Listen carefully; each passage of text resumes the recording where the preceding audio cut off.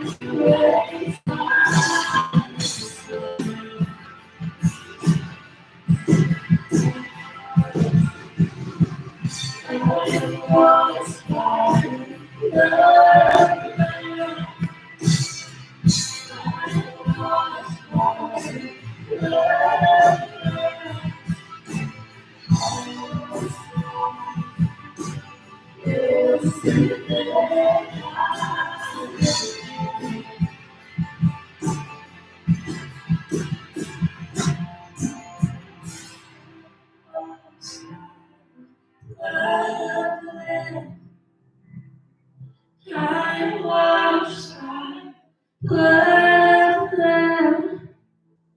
by your scars, sin erased, I sin.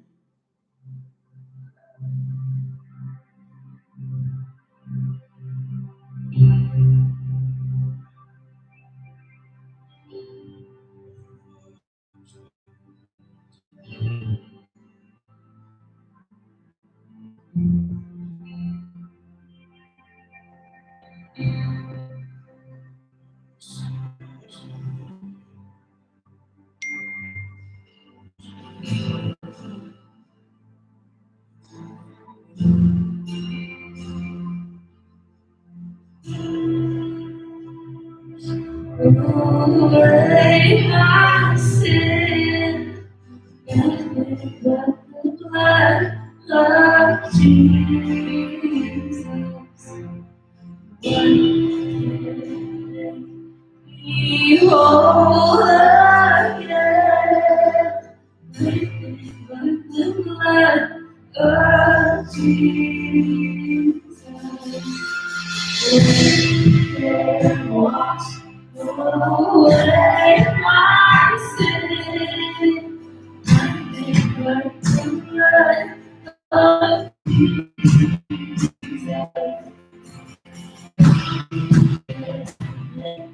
Be whole again, nothing but the blood of Jesus.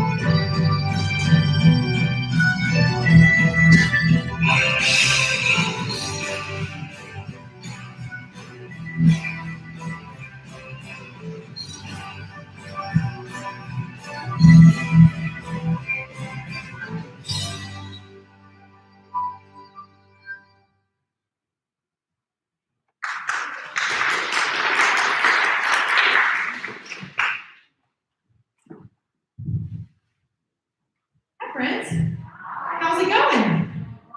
Wonderful. Well, good deal. Hey, we're just gonna grab a music stand here in a sec. But I'm so excited. I'm always excited to be here with you guys. I'm always excited to be Naz YTH Midweek and to see all of your lovely faces. But I'm especially excited because of the series that we're diving into tonight. Okay, so I have a question.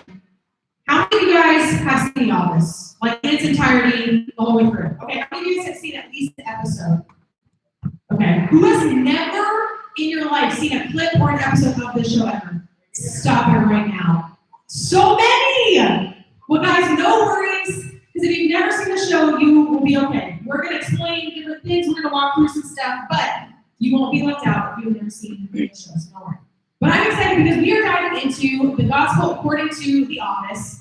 And if anybody knows me, you know that I love The Office. I'm a very big fan. I have a little Dwight Schrute in my office. I have a massive painting of Dwight and Mose in my office, which was a Valentine's gift from my husband, which if that shows me anything about our relationship or how much I love The Office. I am so excited to get into this today. I'm so excited to see the nuggets of kind of biblical wisdom that we can find in this show and just kind of walk through together. And so you haven't seen anything about it, right? The show called The Office. It's set in Scranton, Pennsylvania, at a place called Dunder Mifflin, which is a kind of regional paper supplier, right? It's filled with normal people just working a 9-to-5 job, just kind of going through the exciting and mundane things that come with going to work. But they've got some very strong personalities thrown in, including that of their manager, Michael Scott. And he's kind of this unlovable, lovable, kind of crazy character, but tonight we are talking about none other than himself, Michael Scott. And so, of course, we are going to talk about something that is, in my opinion, one of the most cringy episodes to exist in the whole show, Scott's Tots. All right, and so we are talking about, and the title of tonight is Having Faith Like Scott's Tots. Right? And I could not talk about Scott's Tots without showing a clip of Scott's Tots. So, check it out. The Michael Scott Foundation is still in existence. There you are. I don't think we have finished what we was. What's Scott's Tots?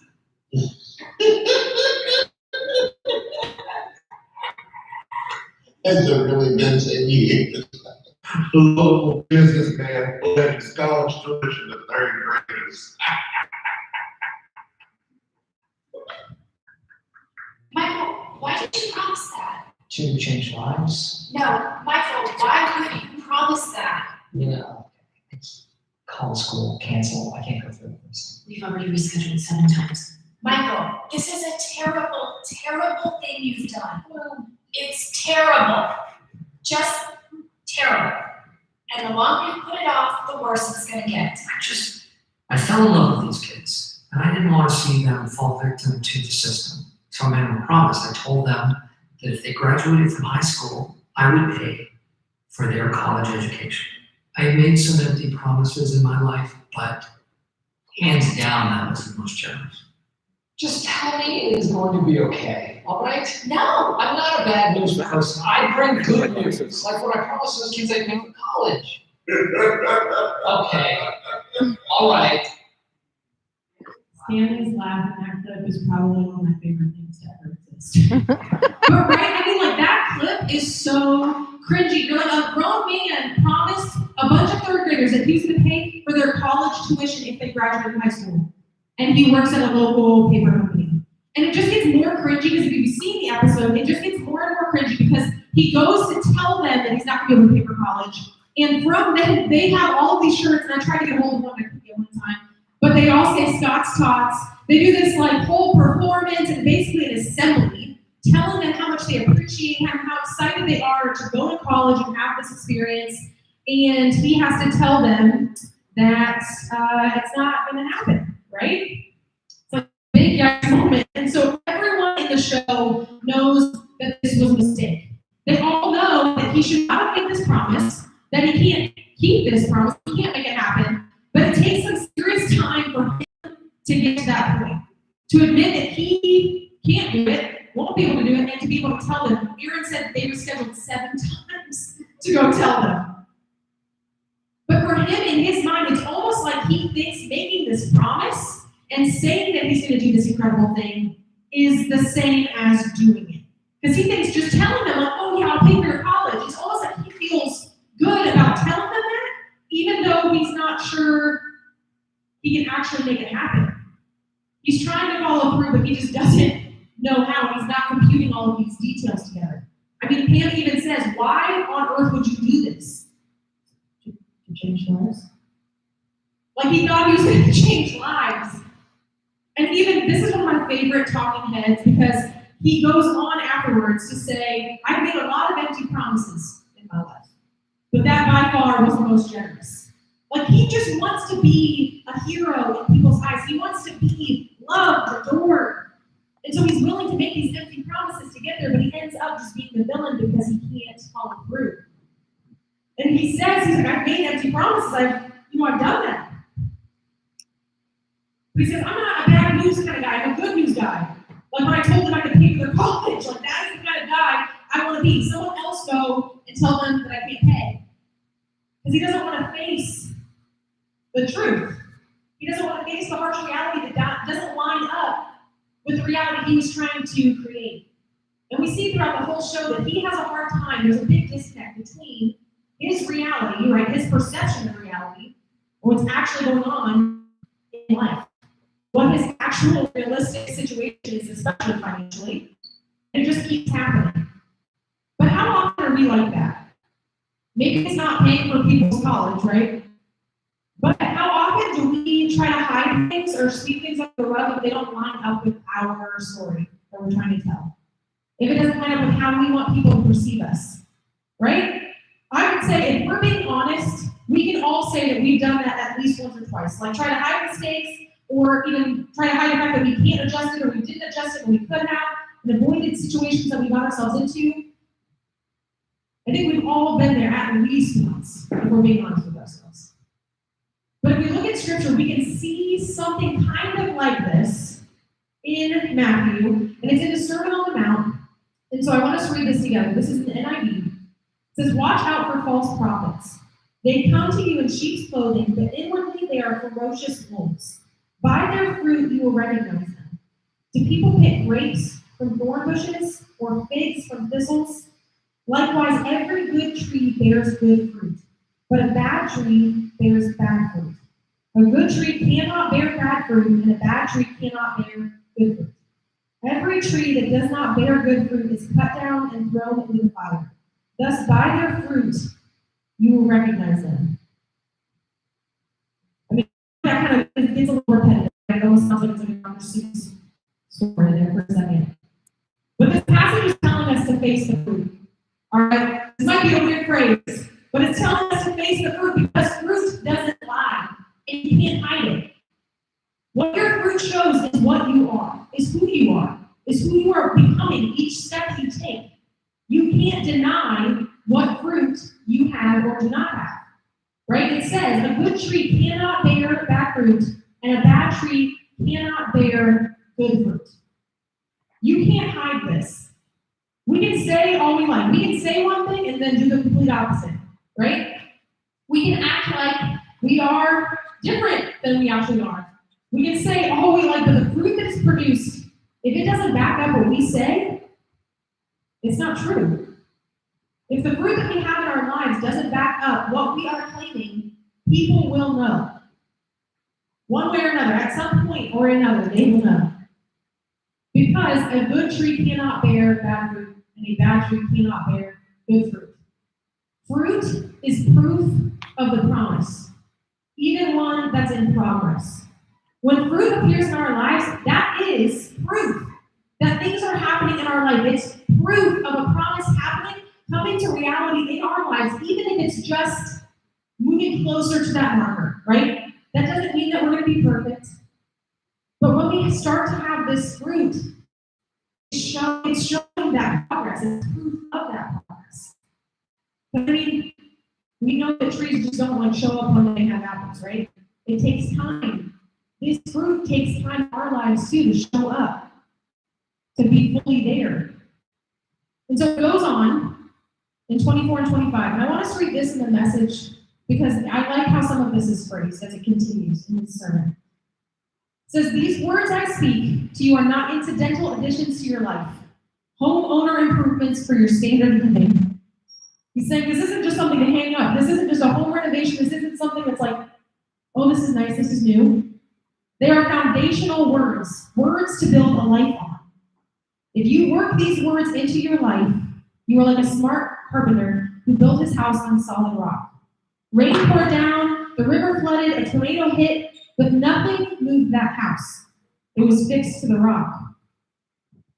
But if you just use my words in Bible studies, you don't work them into your life, you are like a stupid carpenter who built his house on the sandy beach. When a storm rolled in and the waves came up, it collapsed like a house of cards. That paints a real picture. But something that stuck out to me as I was reading through this and as I was studying it is the phrase, if you work these actions, or if you work these words into your life. If you work these things into your life. Work. Work, that word is an action, right? That word is effort. That word is work. That is fruit. That fruit is proof of the promise. It's proof.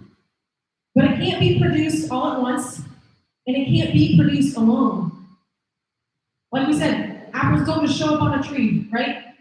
The tree doesn't just decide, oh, okay, we're gonna have apples today. And it's not one part of the tree. It's the tree working together, the roots that have to be deep to get water, to get nutrients. It has to be the air, the water, like all of these things, the sunlight that are working toward creating this healthy tree in every facet. It's proof that the tree is working well, working strongly together to produce this fruit. And so just like a tree, just like anything else in life, we have to do the same to produce fruit in our lives. We have to work. We have to put in effort to make it happen. It's not just going to show up one day. It's not easy sometimes, right? But we have to work. We have to integrate it into our life. It takes time. It takes intentionality. Just like gardening, you have to pull weeds. You have to plant each year. Just like if you're going to practices, you do drills, right? To do agility, speed, to improve yourself. If you want to create a habit, you have to do something repeatedly. That repetition helps build it in. We have to have those habits, those drills, that pruning, to have fruit and have healthy, good fruit. Because we want to be a good tree, a good plant that produces good fruit. And so we have to do that work, but we can't do it alone. We need someone who is well-versed, who knows good fruit, who's well-versed in promises and has a track record in keeping them. Right? We don't want a Michael Scott in our lives that's making promises and then doesn't keep them. We want someone who's going to show up when they say they're going to show up, and when we go somewhere, they've been there. And we know that about God. We know that He is who He says He is. He's going to do what He says He's going to do. But Michael in this spot, he's here because that's not him. He sees a problem. He wants to be a part of the solution, but he wants to be the hero. He wants to do it alone. Because guys, think about it. In the beginning, it said the Michael Scott Foundation. He could have done fundraisers, could have invested money. He could have got people aware of the foundation. He could have done so many different things, but he didn't. He did it, and we know he did it because when he went and these students performed and had this huge thing, he gets up and he's like, I'm so proud of you. He says their names. He's like, oh, you did so good. He goes, but I will not be paying for your college tuition. And they laugh. And when they realize it's not a joke, one of the girls goes, you lied to us. And he says, I lied to myself too. He says this, I'm not a millionaire. I thought I would be by the time I was 30, but I wasn't even close. He goes, no, by the time I was 40. But by 40, I had less money when I was 30. I don't know, maybe by my 50s. I wanted to pay for your education. I really did. It was my dream.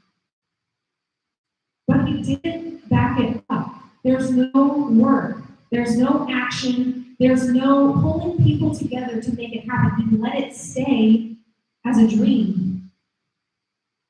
But then on the flip side, we see what happens when there is work in this same story. Because when they're leaving, Erin looks at Michael and he's pouting and she's humming the song that they sang to say, like, hey, thanks. But she said, the principal told me that 90% of Scott's talks are on track to graduate, and that's 35% higher than the rest of the school. I think that if you hadn't made that promise, a lot of them would have dropped out, which is something to think about, I think. And it is something to think about. Not that I'm condoning Michael Scott telling students that he was going to pay for a whole grader's college tuition, right? But what that does say is that expectations about our future are very powerful influences on our present behavior. You guys get that? Our expectations that we have for our future have have real heavy, real tangible influence on what we do now. Or should. Because these students were promised something that they didn't expect. And they changed. Because when you expect something, you act accordingly, right? If I think it's going to rain, I'm going to wear a raincoat, I'm going to wear an umbrella, or I'm going to wear shoes that I don't mind getting wet. When I was younger, if I expected my parents were going to say no to something, I would change the way I asked for it. You guys been there? Like my parents wouldn't let me stay with a friend if I asked them from a friend. So I would specifically tell my friend to like get lost for a little while, right? If we expect for something to happen, if I expect to wait where I'm going for a while, knowing me, I probably bring a book. And if students are expecting that they're not going to be able to pay for college, they're probably not going to work hard in school to get into college.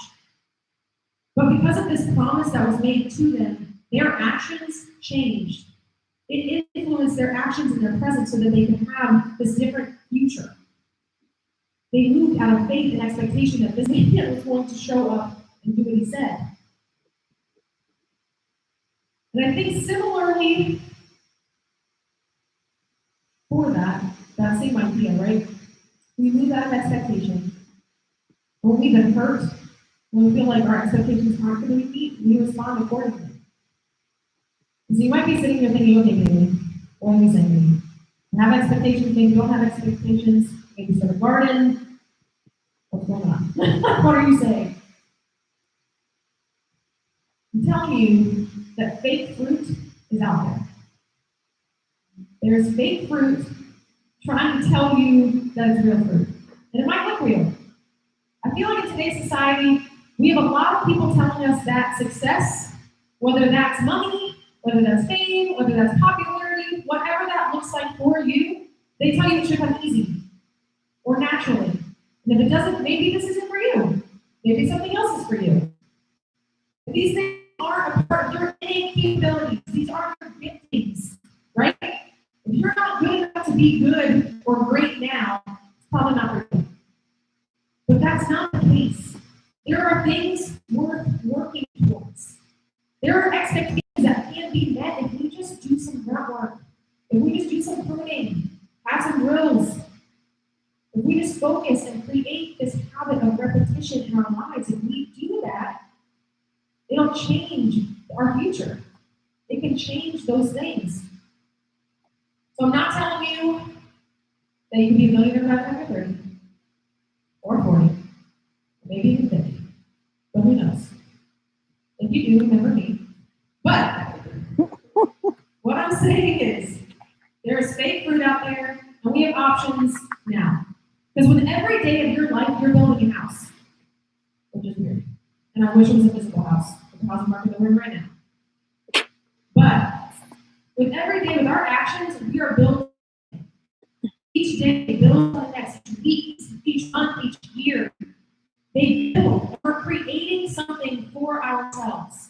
And so just like that story that we heard, building a house on the sand, building our house on the rock, we have a choice. And so we can either try to build success on things that come easy. Try to just chill. We're good right here. We're doing fine. Nothing's wrong. We'll get by on our optimism, right? Positive attitude. Storm's not going to come here. I'm fine. Nothing's going to happen here. Nothing happens here. But what's going to happen is it's going to fall like a house of cards, and we're going to be devastated when we're wrong. Or we can build our lives on the consistent rock, on building our house with real fruit, with the God who keeps his promises, who shows up, who has not failed us and isn't about to start now.